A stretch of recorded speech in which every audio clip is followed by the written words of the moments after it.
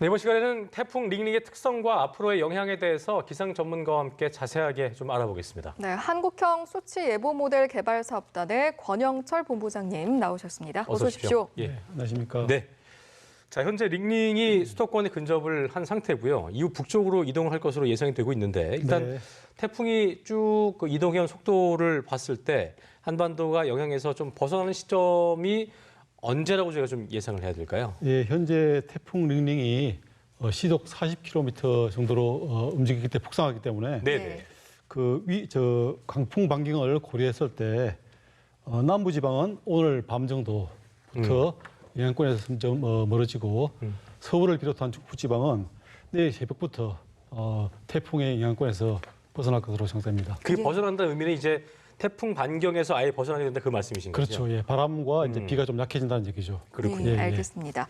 이제는 직접적인 영향권에서 벗어난 제주라든지 호남을 저희가 보면 정전 그리고 시설물 피해가 굉장히 컸다라는 걸 볼 수가 있었는데 이 부분은 아무래도 이번 태풍의 특성인 비보다는 좀 바람, 강풍이 심하다 이런 부분 때문이겠죠. 그렇죠. 예, 바람이 아무래도 뭐 전신주라든가 시설물 피해가 많기 때문에 예. 그런 영향으로 봐야죠. 예. 알겠습니다. 우리 저희가 볼 때 이제 그런 얘기 하잖아요. 그 비를 머금은 태풍도 네, 있고 네, 네. 이걸 뭐 마른 태풍이라고 할지 모르겠는데 그런 어떤 차이가 좀 있는 거예요?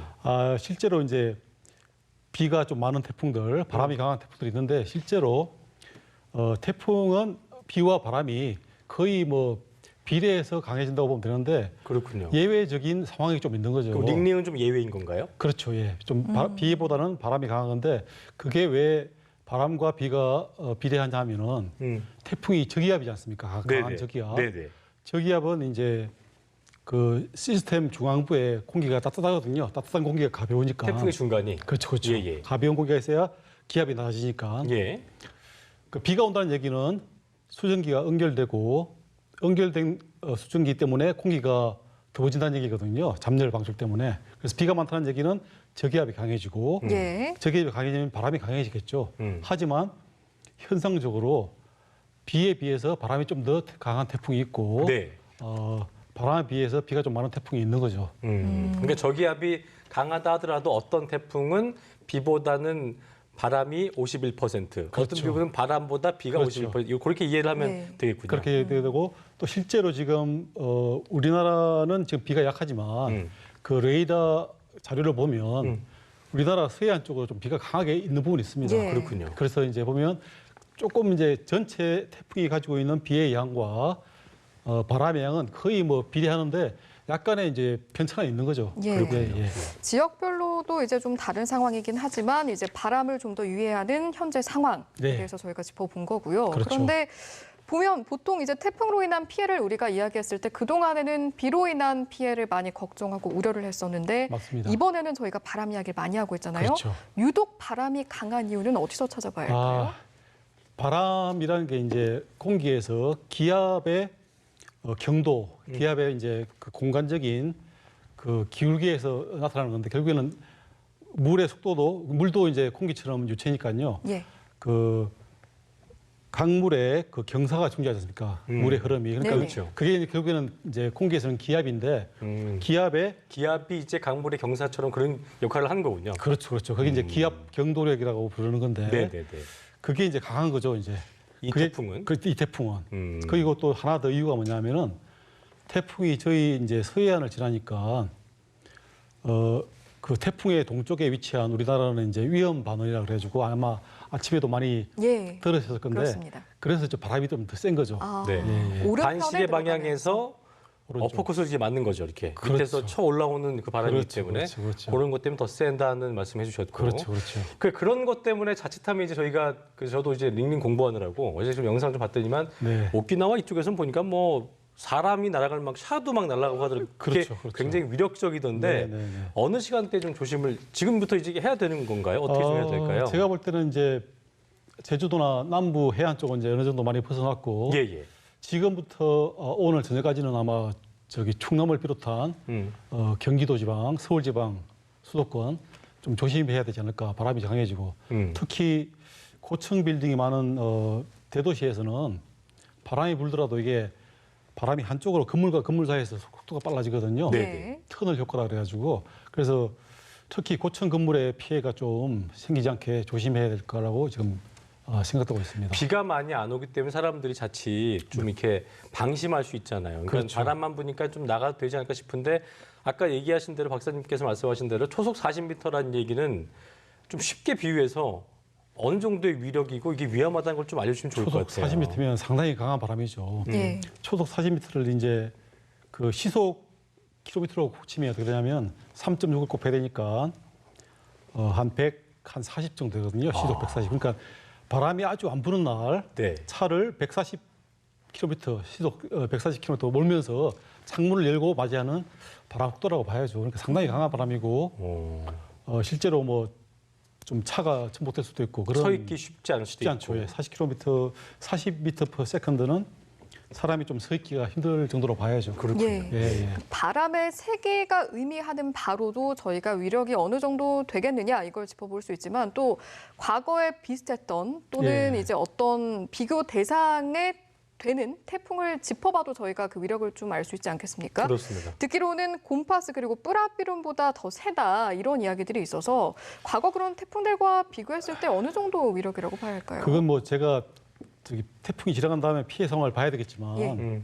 기상청에서 발표된 예보라든가 현재 상황을 보면 풍속은 과거에 곰파스나 삐라뿌론에 버금가는 태풍이 되지 않을까 지금 그렇게 생각하고 있습니다. 그렇군요. 예. 이게 보니까 아까도 말씀드렸습니다만 비를 머금은 비바람 네. 그리고 비는 보이지 않는 바람 이렇게 그렇죠. 되면은 그냥 보기에는 그러니까 시야적으로는 저희가 봤을 때는 이거 비가 없으니까 조금 더 괜찮지 않나 싶지만 사실상 그게 또 그렇다고 덜 위험한 건 덜 아니잖아요. 위험한 건 아니죠. 예. 그렇죠. 덜 위험한 건 아니고 바람 속도가 강하면 아무래도 음, 그 비를 차치하고라도 그 위험한 수준은 비슷하다고 봐야죠. 그렇군요. 예.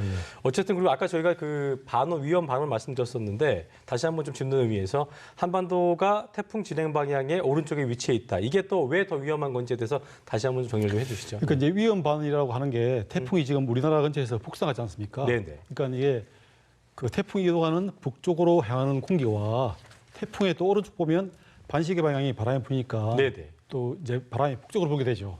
두 개가 합해지는 건데 예. 그거를 쉽게 이제 설명하자면 아까 이제 차를 예로 들었는데 바람이 하나도 없는 날 차를 몰면 이제 바람이 불겠죠. 네네. 차가 움직이니까. 하지만 거기에 더해서 공기가 또 맞바람이 불면 그게 더해지겠죠. 차 속도에다가. 더 플러스 되겠죠. 그렇죠. 그게 바로 위험 반응이라는 얘기죠. 아. 그 반대 방향은 어떻게 되냐면은 차가 움직이는 방향으로 똑같이 바람이 불면 그 느끼는 바람이 좀 속도가 줄어들겠죠. 근데 예. 가는 거에다가 오는 맞바람까지 그렇죠. 합해지니까. 부딪혔을 때 그 세기. 그렇죠. 그게 이제 위험 반원에 놓여 있는 그렇죠. 상태라고 이해하면 되겠군요. 그렇습니다. 예. 그렇군요. 알겠습니다. 예. 또 한 가지 여쭤보고 싶은 부분이 보통 이제 태풍의 경우 우리가 이야기를 했을 때 시간이 지나면 지날수록 그리고 육지에 들어오면 세력이 좀 약해질 것이다라고 생각을 하고 좀 그렇게 이야기를 하고는 했었는데 이번 태풍 같은 경우에 북상 속도도 굉장히 빠르고 또 중형급의 태풍 수준을 유지하고 있다. 예. 이런 부분이 있기 때문에 여기에 대한 이유는 어디서 좀 찾아볼 수 있을까요? 사실 태풍을 이제 예측하는 기술이 계속 발전되어 왔는데 네네. 실제로 태풍의 진로의 예보의 정확도는 지속적으로 발전해 왔어요. 예. 하지만 태풍이 어느 정도 강한지 약화되는지 그런 예보는 이제 어느 정도 좀 발전 속도가 더디거든요. 그 이유가 뭐냐면은 이제 저희들이 그 기상학적으로 태풍이 강화되는 이유, 약화되는 이유를 잘 모른다는 얘기죠. 하지만 현재까지 알려진 바로는 태풍의 강도를 강도에 영향을 주는 요건이 한 두 가지 있는데 하나는 외부적인 요건, 태풍의 외부적인 요건.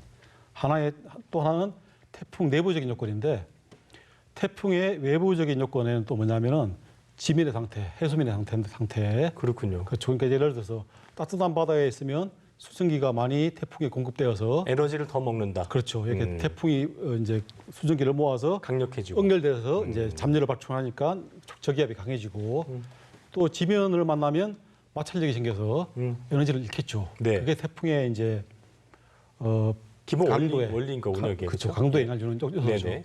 또 하나는 뭐냐면은 이제 주위의 공기가 바뀌면 바람 속도가 고도에 따라서 바뀌면 태풍의 구조가 좀 이렇게 찌그러지겠죠. 그러면 이제 태풍이 약해지는데 지금 현재 이제 북상하면서 태풍이 좀 약해지긴 했어요. 실제로는. 하지만 생각보다 약해지지 않았는데 그 이유는 제가 볼 때는 아마도 그러니까 태풍을 주위의 공기들이 연직으로 태풍의 바람의 속도라든가 방향이 크게 차이가 나지 않기 때문에 태풍이 구조가 어느 정도 유지되면서 튼튼하다. 그렇죠. 아, 견고하다. 그렇죠. 연적적으로 수직적으로 흩어지기엔 좀 견고한 그렇죠. 모양이다. 그러니까 그렇죠. 마치 저희가 이제 트위스터 같은 거나 이제 토네이도를 봤을 때 굉장히 그 그렇죠. 형태가 있는 것처럼 그렇죠. 보이지 그렇죠. 않지만 그렇죠. 그런 것처럼 견고하다는 말씀이신 건데 그렇죠. 그렇죠. 문제는 이제 그 이승희 앵커의 얘기대로 지면으로 들어오게 되면 일단은 무트로 들어오게 되면 어떤 해수면에서의 에너지를 덜 받게 되기 때문에 흩어질 가능성이 큰 건데 이번 같은 경우는 특이하게 서해상을 따라 쭉 올라오니까 그 에너지를 계속해서 물론 필리핀 해상보다는 착하겠죠. 서해가 훨씬 더 차기 때문에 차고 또 이제 그런다고 하더라고요. 그렇죠. 우리나라 또 우리나라 육지를 또 또 거치게 거치기 되기 때문에 반원에서 수증기가 덜 오게 되고 마찰력 때문에 이제 바람 속도가 약해지겠죠. 그래도 어쨌든 방향이 저쪽으로 틀지 않고 이렇게 올라온다는 얘기는 그 북태평양 고기압도 영향을 좀 줬다고 이렇게 봐야 되는 거죠. 그렇죠. 아무래도 이제 진로는 뭐냐면 태풍 주위의 바람의 그 구조에 따라서 많이 따라가거든요. 예. 그러니까 북태평양 고기압이라든가 또 중국 쪽에 있는 기압계에 따라서 네네. 이제 그런 기압계의 영향 때문에 지금 북상하고 있다고 봐야죠. 그렇군요. 네네. 알겠습니다. 자, 끝으로 이제 저희가 아까도 잠깐 언급했습니다만 주말이기 때문에 또 나가실 분들이 계셔서 이게 어느 정도까지 벗어나야지 안전한 상황이다. 지금은 또 출타하는 게 좀 부담될 수 있기 때문에 어느 정도 선에서 기준으로 이게 안전한 거다라고 좀 얘기해 주시면 좋을 것 같아요. 아, 그거는 뭐 좀 딱 거기 정확하게 얘기하기가 힘든데 오늘만 좀 지나가면 될까요? 제가 볼 때는 오늘 저녁까지는 밤까지는 아마 예. 나가시는 게 안전하지 않을까. 계속 중심은 지나간다 하더라도 그렇죠. 바람이 셀 거로 예상이 되고 있군요. 그렇죠. 지금 왜냐하면 그게 시속 40km로 움직이더라도 또 뒤에 또 그 강풍 반경이 있기 때문에 예. 오늘 밤에는 나가지 마시고 내일 아침은 아마 괜찮지 않을까. 예. 예. 한 가지만 더 여쭤보면 네. 외출을 좀 자제한다고 하더라도 집 안에서 뭐 창문이 깨질 수도 있고 맞아요. 이런 위험들이 그렇죠. 있기 때문에 그렇죠. 도심에서 이제 집 안에 있을 때 강풍에 좀 어떻게 대비하는 게 좋을까요? 제가 볼 때는 저기 발코니에 있는 물건들을 좀 안으로 들여주시고 예. 창문이 이제 이게 흔들리면 아무래도 이제 이게 좀 안 좋아질 그게 있죠. 왜냐하면 창문이 파손될 수 있겠죠. 예, 예. 그래서 창문 같은 걸 좀 고정을 하고 제가 볼 때는 좀 창문 같은 거 저기 잠그시고 고정도 예. 잘하고. 예, 예. 그래서 밖으로 해서 바람이 안 들어오게 하는 게 중요할 것 같습니다. 예, 예. 알겠습니다. 자, 지금까지 자세한 태풍 링리에 대한 이야기 한국형 수취예보 모델 개발 사업단의 권영철 본부장님과 자세하게 짚어봤습니다. 오늘 말씀 고맙습니다. 네, 고맙습니다. 감사합니다. 예.